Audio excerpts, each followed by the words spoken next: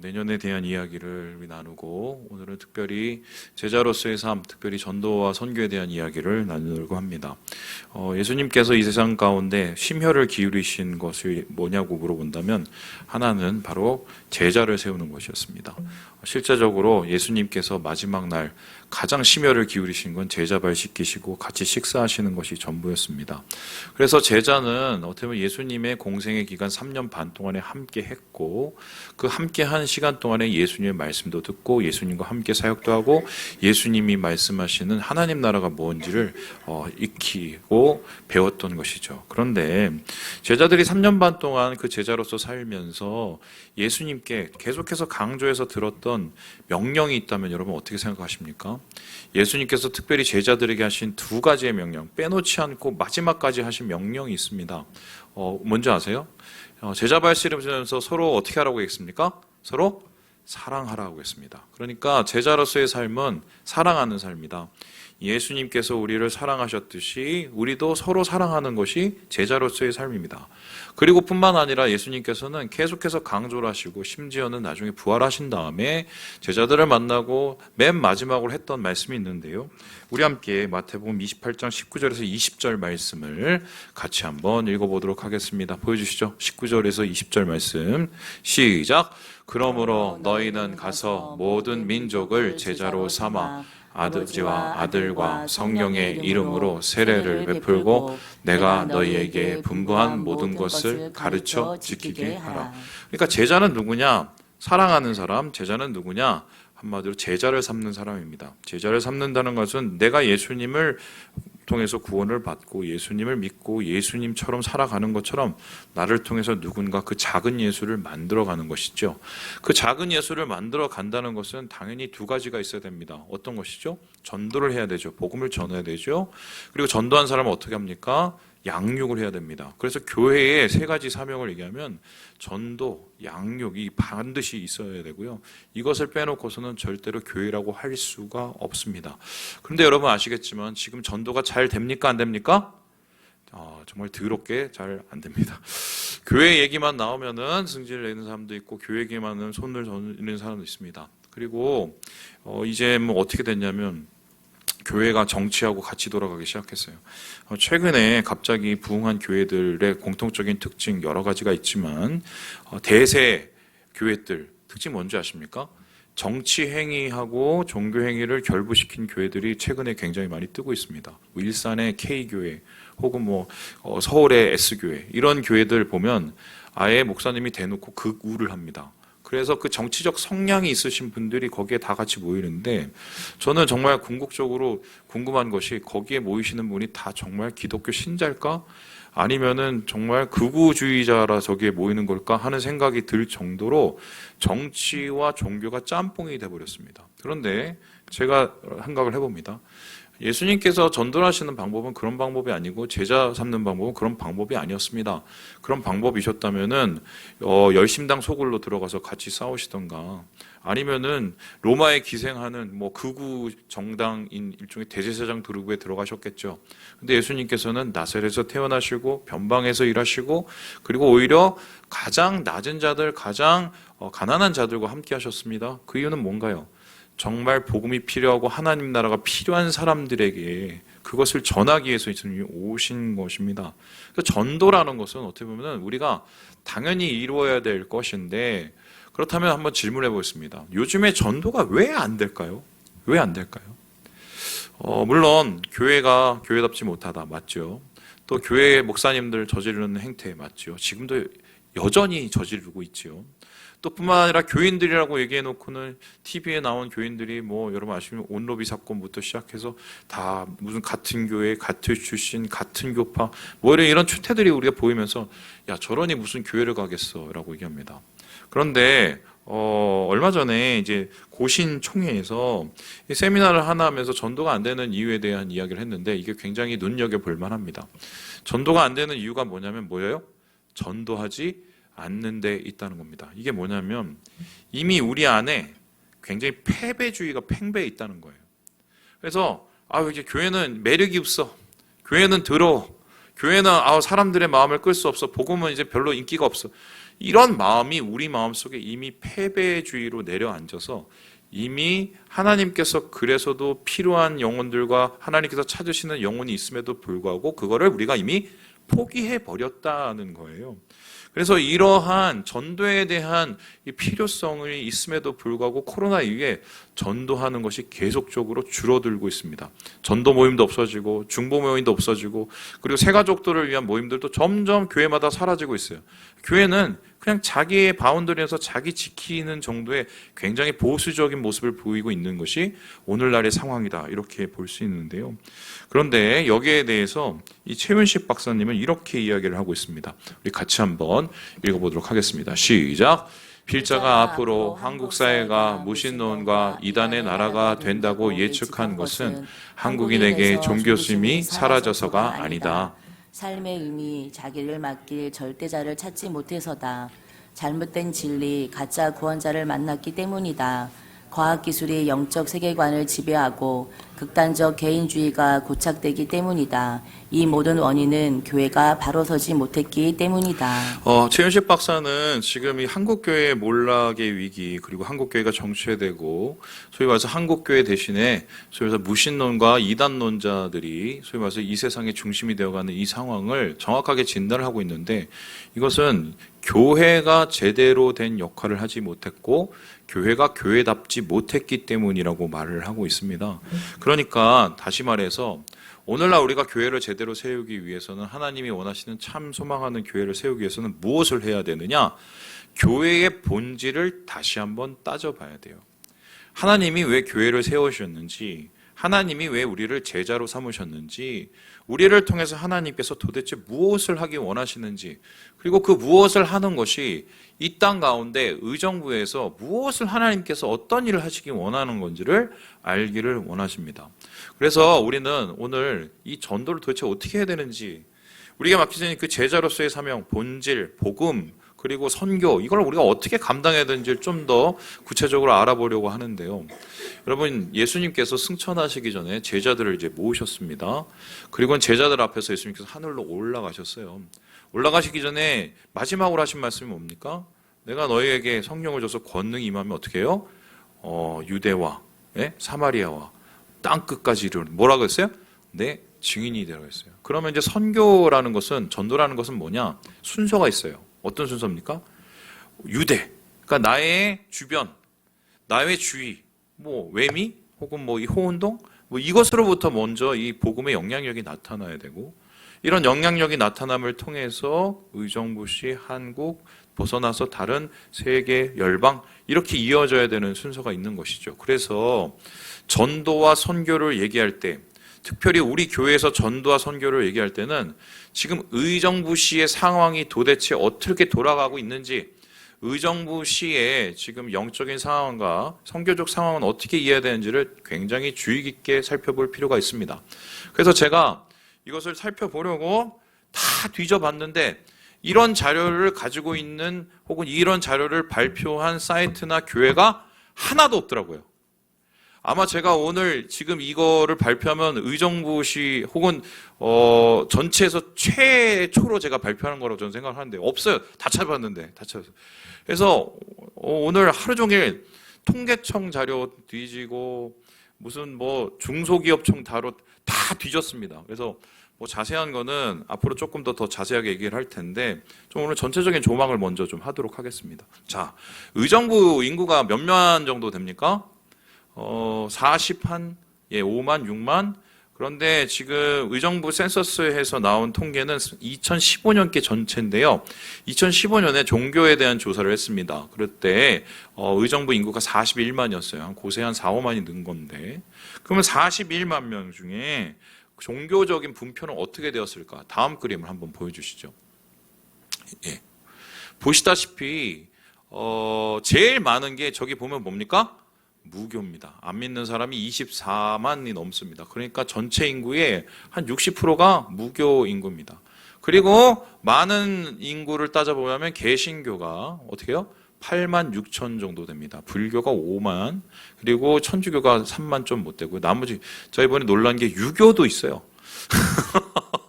유교, 천도교, 대순진리회, 뭐 이거 아주 기타 등등이고, 아주 작은 분포로 돼 있습니다. 그래서 제가 여기서 알고 있는 게 뭐냐면 개신교의 분배가 40만 중에서 41만 중에서 8만 혹은 뭐 9만 정도 된다면 우리가 대충 따져본다면 이게 20%도 채 되지가 않는다.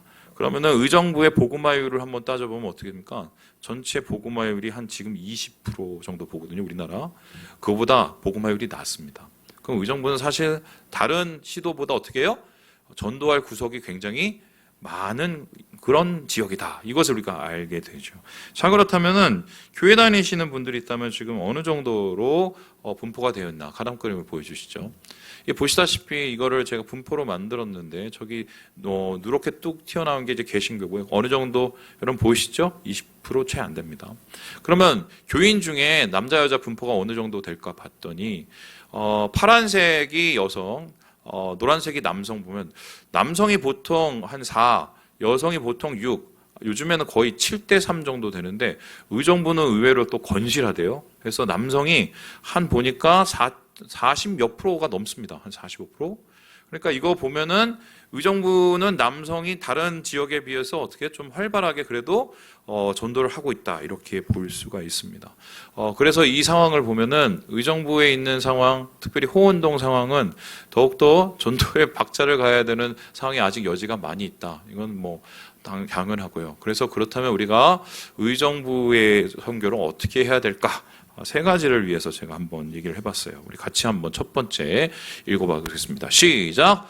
전도를 위해 전도하라. 우리가 전도하기 위해서 첫 번째의 우리의 모토는 전도를 왜 하느냐? 사람을 데려오고 전도하는 것도 맞고 교회를 부흥시키기 위해서 전도를 하려고 왔지만 교인이기 때문에 제자이기 때문에 전도를 해야 되고요.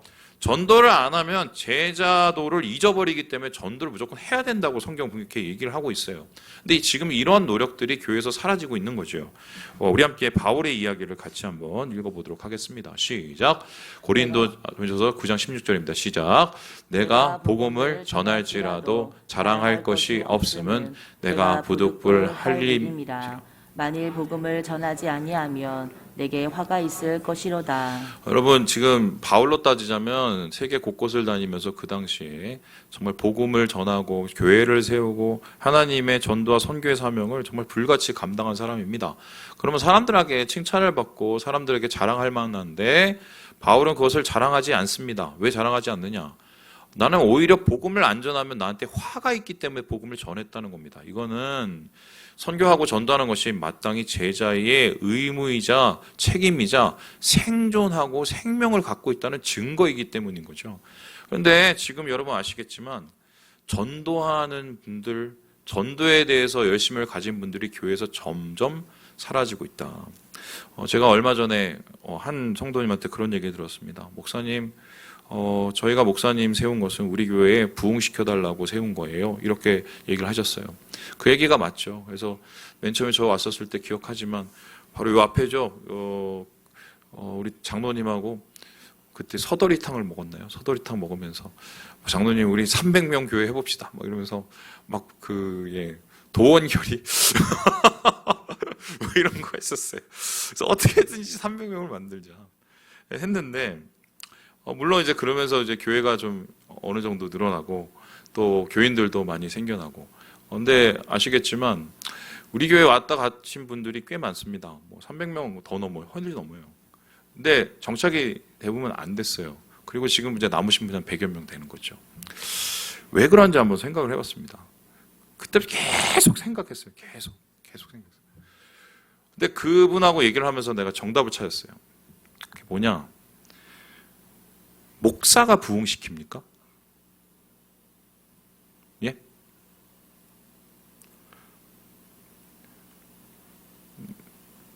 열리마. 네가 대답해봐. 목사가 부흥시키니? 저도 열심히 전도해야겠죠. 그리고 지난주에 등록하신 분들, 우리 인터넷 통해서 지금 보시고 오신 분들이 꽤 있어요. 적잖이 있어요. 목사가 전도하는 사람입니까? 아니면 교회를 말씀을 가르치고 교회를 통해서 하나님 나라를 이루어가는 리더입니까?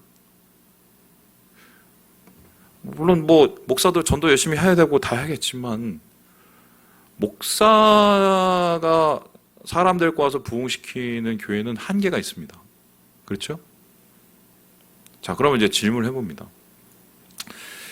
우리 교회 성도님들 중에 솔직히 제가 이제 부끄러워서 저도 가슴으로 손 들어보세요. 지난 5년 동안에 한 명이라도 전도하신 분. 자, 마음으로 손 드세요. 마음으로.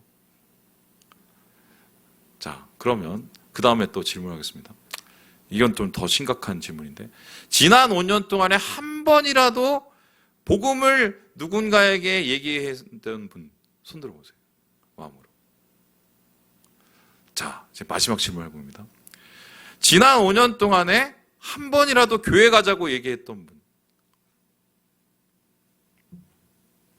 이게 우리의 현주소예요. 제가 그분한테 얘기했어요. 그 성도님 얘기하시는 건 맞는데 부흥하러 왔고 나 부흥한 거 되게 좋아하고. 그럼 부흥이라는 건 뭐예요? 사람이 많아지는 게 아니라 영혼이 살아나는 거죠. 그럼 부흥은 누가 시킵니까? 우리를 통해서 시킵니다. 하나님의 복음을 내가 가지고 있으면 야, 저 사람 복음 갖고 있어. 내가 저 사람 쫓아가지. 이러고 안 오죠? 바울이 그렇게 능력이 많은 사람도 바울이 예수를 어떻게 해요? 전했죠. 전했을 때 그것을 통해서 하나님이 역사하셨단 말입니다. 그래서 제가 그분한테 물어봤어요. 성도님 말씀 맞는데 그럼 제가 질문해 볼게요. 지난 8년 동안에 복음을 몇 분에게 전해 보셨어요? 그랬더니 그분이 그냥 가만히 계시더라고요. 근데 문제는 뭐냐면 못 전해가 저는 성격이 I예요. 내 성격이요. 말이 돼요. 못 전하는 수 있어요. 그리고 성격상 그럴 수도 있어요. 근데 못 전하게 되면은 뭐가 문제가 되느냐? 하나님의 마음을 잘 모릅니다. 영혼이 대한 하나님의 마음을 잘 몰라요. 그러면 전도에 대한 선교에 대한 마음이 열리지 않으면 어떻게 되느냐? 우리에게 하나님께서 부어주시는 귀한 새 가족들이 와도 그것을 영혼으로 바라보는 것이 아니라 다른 계산으로 바라볼 수 있다는 거예요. 그래서 제자가 전도하지 않으면 나중에 제자가 아니라 주인이 될 가능성이 많습니다. 왜냐하면 전도는 우리의 영혼을 일종의 단련시키는 철과 같은 것이거든요. 그래서 이 향후에 한국교회가 가야 될 길이 무엇인가 얘기했었을 때 많은 분들은 선교적 교회라고 얘기를 하는데요. 우리 함께 목회데이터 연구소 얘기를 한번 같이 한번 들어보도록 하죠. 시작! 선교적 교회는 교회의 체질을 변화시킨다. 교회의 정체성이 분명해지면 성도들의 선교 의식이 높아지고 자발적으로 선교 사역에 참여한다. 삶의 자리에서 선교적 삶을 살아가는 선한 그리스도인 교회에 꼭 필요하다. 한국 교회가 마주한 현실은 유럽과 북미 지역 교회가 경험한 상황과 비슷하다. 지금은 교회의 본질을 찾는 것이 절실할 때다. 전도를 위해서 우리가 전도를 해야 돼요. 우리의 영혼이 살기 위해서 전도를 해야 됩니다. 때를 얻든지 못 얻든지 사람이 오든지 안 오든지 그건 중요하지 않아요. 내가 누군가를 통해서 하나님의 복음을 선자로 제자로 서는 것이 중요한데, 그래서 내년은 제가 좀 더 강조를 할 생각입니다. 그래서 노방전도도 그동안 쉬었죠. 우리 코로나 때문에. 토요일 날 우리 남전도에 다시 모여서 우리 한 달에 한 번씩 또 나갈 거고요. 예배 마치고 주일 날도 우리가 그때 분기별로 했었는데 그거 다시 시작을 하려고요. 뭐 이유는 단 한 가지예요. 전도를 위한 전도를 하려고 합니다. 그래서 첫 번째, 선교적 교회가 바로 우리의 갈 길이다. 이걸 우리가 말씀을 통해서 알 수가 있는 거예요. 두 번째로 그렇다면 우리의 새로운 전도 전략을 어떻게 짜야 될까요? 우리 같이 한번 읽어보도록 하겠습니다. 시작! 필요를 채우며 전도하라. 전도할 때 그냥 하지 말라는 거예요. 목사님, 말씀에 능력이 있잖아요. 전도에 능력이 있잖아요. 여러분 가서 한번 전도해 보세요. 예수 믿으세요. 아무도 안 들어요. 그리고 무슨 데려와도 순간적으로 이렇게 둘러보고 갑니다. 우리 교회 오셨던 분들 몇 분 계셨어요. 방송 보고 오셨는데 오셨을 때 다 하신 말씀이 뭐냐면 교회가 되게 큰 줄 알았는데 다 작다고 이러면서 돌아가신 분들이 꽤 됩니다. 네. 사람들이 그래요. 요즘 그렇게 야갔어요. 그러면은 이런 분들에 대해서 우리가 어떻게 선교하고 어떻게 전도를 해야 되느냐? 여기에 대해서 초대교회가 우리에게 분명한 갈 길을 보여줘요. 우리 함께 사도행전 말씀 같이 한번 읽어보도록 하겠습니다. 시작! 또 재산과 소유를 팔아 각 사람의 필요에 따라 나눠주며 날마다 마음을 같이하여 성전에 모이기를 힘쓰고 집에서 떡을 떼며 기쁨과 순전한 마음으로 음식을 먹고. 일단 교회 왔으면 되게 재밌었어요. 왜 재밌었느냐? 떡을 떼고 기쁨과 순전함으로 음식을 먹었어요. 오늘 저희가 오랜만에 진짜 밥 먹고 만두 빚는데 다들 즐거워하시더라고요. 근데 그거 준비하시냐고 2년 전도에 3년 전도에 엄청 힘드셨거든요. 그래서 제가 이 기회를 빌어서 내가 감사드리고 여러분의 헌신을 통해서 교회는 밝아졌다 이렇게 얘기하고 싶습니다. 그런데 사도행전의 교회에서 이러한 함께 모여서 찬양하고 교제하는 것뿐만 아니라 분명한 전도 방식이 있었어요. 뭐냐? 각 사람이 뭐에 따라 나눠졌다고요? 필요를 따라. 서로 형제 자매들만의 그런 필요를 따라 나눔이 아니라 그들의 나눔을 통해서 주변에 있는 사람들을 돕기 시작을 합니다. 그래서 여러분 아시죠? 로마에 있는 카타콤에 있는 교회들이 예전에 굉장히 욕을 먹고 사람들의 비난을 받았습니다. 그 이유가 뭐냐면 쟤네들은 애기를 삶아 먹는데 이런 얘기가 있었어요. 아세요? 왜 이런 일이 있었었냐면 두 가지가 이제 짬뽕이 된 건데 첫 번째는 무슨 가서 예배를 드리는 걸 어디서 들어봤더니 무슨 뭐 살을 나누고 피를 나눠요. 이게 뭐죠? 성찬식을 보고 오해를 한 거고 두 번째는 뭐냐면 그 당시에 이 난잡한 성생활 때문에 애들을 소위 말해서 강가에 버리는 남자들이 엄청 많았거든요. 그런데 교인들이 뭘 했습니까? 그 아이들을 주워다가 키운 거예요. 그러니까 이게 짬뽕이 돼서 강가에 내가 버려놓은 애를 가지고 데려왔는데 또 살과 피를 나눠 애들 잡아먹는 이렇게 된 겁니다. 그런데 이러한 웃지 못할 이런 해프닝 속에서 우리가 알 수 있는 거는 그 당시 교회가 어떤 일을 했는지 분명히 알 수 있어요. 가장 어두운 곳에 가서 가장 밝은 일을 했습니다. 필요를 채워줬어요. 그들에게 필요한 가장 중요한 것을 필요했어요. 그거 육적인 필요든 물질적인 필요든 아니면은 관계적인 필요든 영적인 필요든 그 필요를 채우는 통로를 통해서 누군가를 주님께로 인도했다는 것이 확실해지는 것이죠. 자, 그렇다면은 제가 이제 질문해 보겠습니다. 의정부의 사람들은 무엇이 필요할까요? 우리 주위에 있는 분들은 어떤 것이 필요합니까? 제가 이것을 뭐 다 찾아봤는데 이걸 뭐 어떻게 알겠어요? 뭐 조사를 못 해보니까. 근데 한 가지 근거가 있는데 이것도 제가 한참 걸렸는데 의정부의 연령층을 제가 한번 비교를 해봤습니다. 보여주시죠. 지금 이게 의정부 개신교인 연령층인데 이쪽에 있는 것은 전체 인구 연령 분포고요. 이쪽에 있는 것은 개신교 인구 분포입니다. 이 보시다시피 의정부는 누가 제일 많이 사냐면 40대, 50대가 제일 많이 살아서 교회에 나오시는 분도 대부분 40대, 50대입니다. 그렇죠? 예, 그렇죠? 맞죠? 하나 앞으로 가주세요. 한 번만 눌러줘요. 예, 됐어요. 자, 그런데 여기 이거 잘 보세요.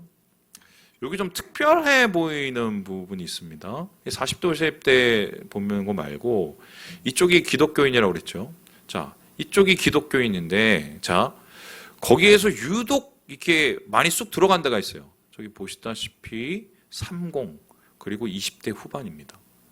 그 친구들한테 도대체 무슨 일이 있었는지 잘 모르겠는데 그때 중심의 분들이 교회를 잘 지금 안 나오고 있는 거죠. 그렇다면은 우리가 이제 타겟을 정할 필요가 있어요. 두 가지를 정해야 돼요. 첫 번째, 이제 우리 교회는 사실 4050 사역을 실패한 교회입니다. 왜냐하면은 뭐 이건 제 잘못은 아니에요. 우리 전임 목사님 사역을 하면서 뭔가 문제가 생겨서 지금 우리 교회 주축 세력은 60입니다. 정확하게 말하면 제일 많으신 분은 7080이에요. 그러니까 중간에 4050이 없어요. 그 사역을 우린 실패를 했단 말이에요. 그리고 4050은 그렇게 많이 이렇게 이동을 하시는 분들이 별로 많이 없어요. 그렇다면 우리가 앞으로 사역을 할 때 굉장히 중요한 포인트를 둬야 돼요. 포커스를 어디에 두냐? 무조건 3040 사역에 우리가 귀를 기울여야 돼요. 자, 그러면 3040 사역에 귀를 기울이면 3040이면은 예를 들어서 뭐 결혼하지 않은 청년도 있을 수 있고 요즘은 워낙 많죠. 그리고 막 결혼해서 애를 키우는 이제 부부가 있습니다. 자, 3040에 가장 필요한 것은 뭘까요? 뭘까요? 뭐겠어요? 교육의 문제예요. 사실 교회에서 지금 뭘 책임져 줘야 되냐면 요거를 책임져 줘야 됩니다. 그래서 저희가 앞으로 뭐 공간이 좀 넓어지고 그러면 초등 학교 사역을 어떻게든 좀 활발하게 진행을 해야 된다. 엄마들이 유모차를 끌고 교회에 쉽게 나올 수 있도록 만들어주고, 이번 주에 오셨던 한 분이 그런 얘기를 하더라고요. 제일 힘드신 게 뭡니까? 그랬더니 애를 데리고 와서 예배 드리는 게 너무 힘들어 죽겠대요.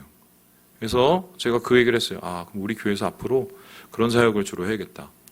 엄마 아빠들, 그러니까 애 키우는데 굉장히 힘들고 어려운 3040의 엄마들이 아빠들이 아이를 맡기고 그 시간만이라도 하나님 앞에 자유롭게 기도할 수 있는 그런 여건을 우리가 빨리 열어야겠다.